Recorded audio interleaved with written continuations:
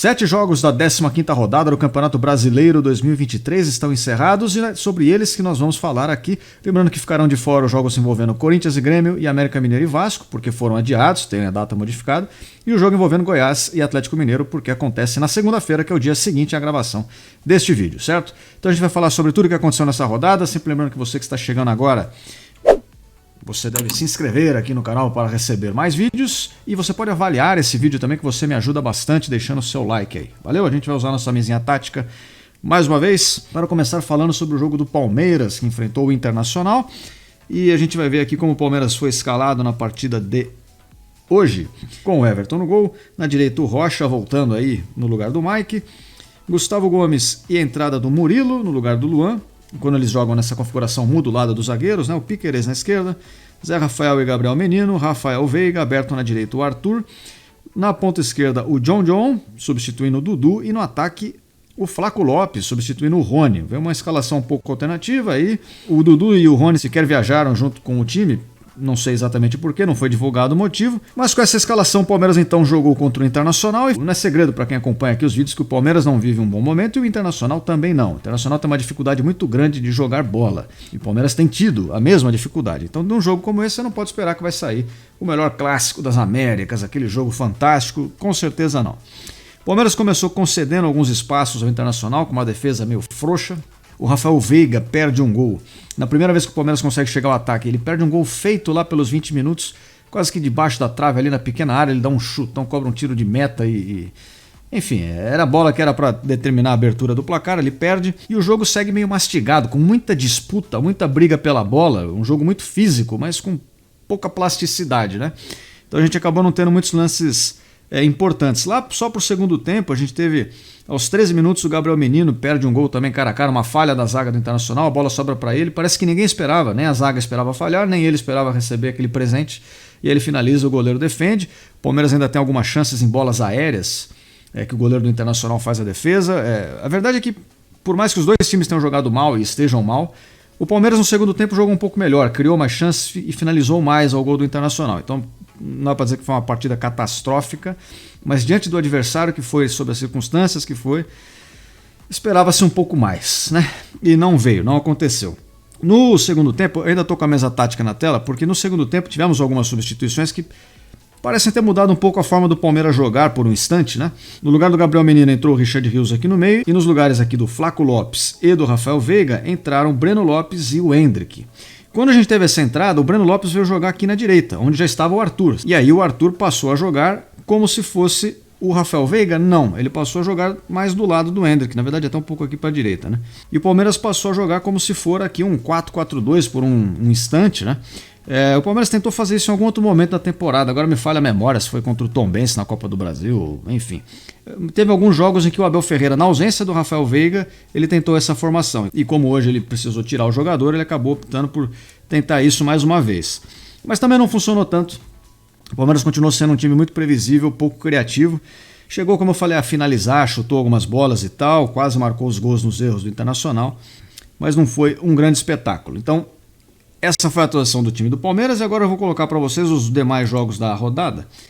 E sim, hoje a parte do Palmeiras ficou um pouco mais curta porque a gente já falou bastante aí ao longo da semana. Os últimos 2 vídeos foram dedicados só a esse tema. Se você quiser saber o que eu penso sobre isso, você pode ver os vídeos anteriores. A gente já falou um pouco sobre a situação do Palmeiras, o que está dando errado, o que precisa melhorar, aquela coisa toda. Certo? Então vamos lá, vamos colocar aqui os demais jogos da rodada, começando com o Botafogo e Red Bull Bragantino. Essa é uma partida em que o Red Bull Bragantino foi muito valente e resolveu atacar o Botafogo, apesar de estar jogando fora de casa. Então você pode dizer que o time foi muito corajoso ou também pode dizer que foi muito temerário, né? Porque no momento em que o Botafogo está se abrir para enfrentá-lo, não parece a melhor das ideias. É claro que essa é a identidade do Red Bull Bragantino, ele quis manter o que ele já vinha fazendo, mas não deu certo. Ele se lançou à frente, tentou atacar o Botafogo, mas foi ineficiente. Nesse ímpeto ofensivo não conseguiu criar chances, a defesa do Botafogo se manteve postada e tranquila, só cercando as ações do time do Bragantino e propiciou muitos contra-ataques ao Botafogo. O Botafogo teve aí umas 5, 6 chances, talvez em bons contra-ataques, se aproveitando de bolas retomadas da parte ofensiva ali do Red Bull. E dentre essas oportunidades, chegou a meter bola na trave, que pingou em cima da linha e tal, e fez 2 gols. O segundo gol, inclusive, um bom chute. Apesar de ter perdido muitos gols, o Botafogo fez 2, mais do que suficiente para vencer o Red Bull Bragantino, fazer mais 3 pontos e continuar na liderança. A gente vai ver a tabela de classificação mais a seguir. No Independência, jogaram Cruzeiro e Curitiba, e o Curitiba pouco a pouco vai deixando de ser o meme do Campeonato Brasileiro. Um time que demorou 65 rodadas para fazer o primeiro gol, o primeiro ponto, a primeira vitória, jogou diante do adversário Cruzeiro, jogou bem. Jogou melhor do que o Cruzeiro, obrigou o goleiro do Cruzeiro a fazer, olha, pelo menos 3 ou 4 defesas difíceis, quase gol. Foi quem criou mais chances, levou mais perigo, e o Cruzeiro foi meio passivo durante a partida, não criou problemas para o time do Curitiba. Então o Curitiba, se alguém merecesse ser vitorioso desse jogo, era o Curitiba, conseguiu um empate fora de casa, e vamos ver, né, se o Curitiba segue nessa ascensão e se torna um time, já nas últimas rodadas tem sido um time competitivo diante dos seus adversários. O clássico do Maracanã foi entre Fluminense e Flamengo, outra partida em que, se alguém, no meu entender, fosse sair vitorioso, talvez fosse o Fluminense, mas aqui eu queria destacar a arbitragem, que foi horrorosa, muito ruim, falta de critério, cartões inexplicáveis. O mesmo lance, uma hora não é falta, na hora seguinte é falta para cartão, com critérios totalmente diferentes pela conveniência, um árbitro meio perdido ali em campo. Teve um gol anulado do Fluminense, teve um gol anulado do Flamengo, o Fluminense ainda reclama de um pênalti do Gerson, se eu não me engano, que teria sido cometido com mão na bola dentro da área. Mas enfim, o tanto que eu consegui assistir do jogo, a arbitragem completamente perdida, necessitou de algumas intervenções do VAR absurdas. E falando do jogo em si, propriamente, o Fluminense e o Flamengo no primeiro tempo pareciam estar muito preocupados em ter a posse de bola. Chegaram a marcar em algum momento do jogo um pouco mais adiantados, porque é a característica de jogo de ambas as equipes é ter a bola. Então quando você a tem, você, ao mesmo tempo que você propõe o seu jogo, você se defende do que o seu adversário faz de melhor. Entretanto, no segundo tempo, o Fluminense jogou de uma forma um pouco mais recuada, buscando explorar mais transições diretas, né, bolas mais longas. E fez bem isso em alguns momentos. Conseguiu, com isso, criar problema para a defesa do Flamengo. Chegou, como eu falei, o gol que o Arias fez pelo Fluminense foi um golaço, inclusive um contra-ataque puxado ali. É isso que eu falo dos contra-ataques do Palmeiras. Os jogadores finalizam os lances. Claro que nem sempre sai gol, né? Mas eles conseguem terminar a jogada. Sai o último passe, sai a finalização, pode ir para fora, seja o que for, mas as jogadas terminam. Elas não param no meio do caminho porque o jogador caiu de boca no chão, tropeçou na bola, não sabe o que fazer, recua para o goleiro de novo e mata o contra-ataque. O Fluminense sabe contra-atacar nesse momento melhor do que o Palmeiras, mas enfim, o assunto não é o Palmeiras. Chega de reclamar aqui. Então conseguiu fazer algumas dessas transições e levou perigo. Tanto até o gol anulado, que eu falei, foi um golaço do Arias e tal.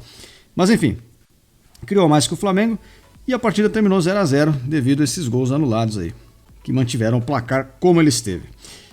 No Morumbi teve o jogo entre Santos e São Paulo e Santos, e sinceramente o Santos, hein? Foi uma pelada isso aqui por parte do Santos. Mais uma vez foi inoperante, concedeu diversas chances para o time do São Paulo, não viu a cor da bola, não criou nada e foi marcar um gol. Esse aqui do placar foi marcado já no finalzinho, um gol de pênalti, quando tudo já estava absolutamente decidido. E diante de um adversário inexistente, o São Paulo foi fazendo suas jogadas e fazendo gols, né? O jogo treino é assim, você tem que mostrar serviço para o treinador te escalar depois num jogo importante e tal. Então foi um espanco isso aqui, não teve jogo praticamente. O Santos precisa melhorar muito, está numa fase péssima. Enquanto isso, no Castelão, a gente teve o jogo entre Fortaleza e Cuiabá. Uma partida que foi dura para o torcedor do Fortaleza. O Fortaleza começou se jogando melhor os primeiros minutos, mas até que numa falha de uma saída de jogo, o Fortaleza entrega um gol para o Cuiabá. O Deivinho, grande Daverson, marca o seu gol. E desde que o Fortaleza cometeu essa falha, ele parece que sentiu o golpe e passou a não criar mais nada. Foi criar chance de novo só lá no segundo tempo, já buscando o resultado, né? Foi o time que jogou melhor, que propôs, e por ser o time que buscava o resultado, se atirou mais o ataque, tentou mais o gol, obviamente. O outro time já estava vencendo, buscou um contra-ataque, mas também não conseguiu. O Cuiabá não contra-atacou bem, mas o Fortaleza também não criou muita coisa, só lá mais pro fim do jogo. E parece ter sentido muito essa falha que cometeu e deu o gol da vitória para o Cuiabá, que para eles é importante, né? Somar pontos a essa altura. A gente teve, Internacional e Palmeiras já falamos, e tivemos também Atlético Paranaense e Bahia. Essa partida, o Atlético Paranaense foi muito superior ao Bahia, conseguiu 2 gols em jogadas até cruzamentos pela direita, né? Bola lançada na área. Surge um atacante livre, ora Vitor Roque, ora outro jogador, enfim, 2-0, mas o Atlético Paranaense ainda podia ter feito 3, 4, criou muitas chances. E muitas dessas chances foram criadas, adivinhem vocês que assistem todos os vídeos aqui, adivinhem o que a defesa do Bahia fez de novo. Não foi uma, não foram duas, pelo menos umas 3 vezes. errou, e errou feio, né? A defesa do Bahia tem um problema crônico, rodada após rodada eles cedem chances absurdas pro ataque adversário saindo jogando errado, ou em lances de desatenção. E não foi diferente, como eu falei, saíram 2 do Atlético Paranaense porque eles falharam em concretizar mais gols, mas tiveram chance para meter uma goleada aí no Bahia, na partida de hoje. E como eu falei para vocês, aí vai ter amanhã o jogo, ou dependendo da data do vídeo, né, provavelmente hoje, o jogo entre Goiás e Atlético Mineiro, e os jogos adiados entre Corinthians e Grêmio e América Mineiro e Vasco. Vamos ver a tabela do Campeonato Brasileiro? Vamos lá, estamos aí com Botafogo na liderança com 39 pontos, 86% de aproveitamento, a gente insiste que é um valor excepcional. O Flamengo é o segundo colocado com 27 pontos, o Grêmio tem 26, São Paulo, Fluminense e Palmeiras tem 25, formam a zona aqui de classificação para Libertadores ou pré-Libertadores. Mais abaixo nós temos Bragantino isolado com 24, empatados Atlético Paranaense e Fortaleza 23, Cruzeiro Internacional tem 22, Atlético Mineiro 20, e aqui fecha a zona da Sul-Americana. O Cuiabá, Santos, Corinthians e Bahia estão na zona neutra. Cuiabá com 19, Santos com 16, Corinthians com 15 e Bahia com 13 pontos.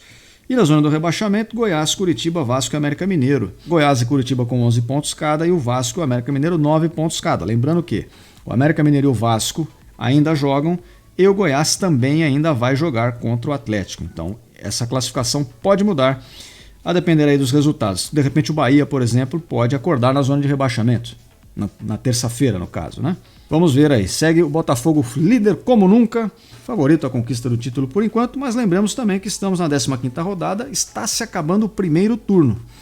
Ainda nem metade do campeonato aconteceu. Vamos ver até que ponto essas equipes mantêm essas tendências desse momento, tá certo? Então, para você que está me assistindo, sempre lembro para vocês de se inscreverem no canal, avaliarem esse vídeo, que vocês me ajudam bastante, vocês ajudam o conteúdo a ficar mais forte aqui no YouTube. E eu espero todos vocês aqui em breve. E até a próxima. Fui!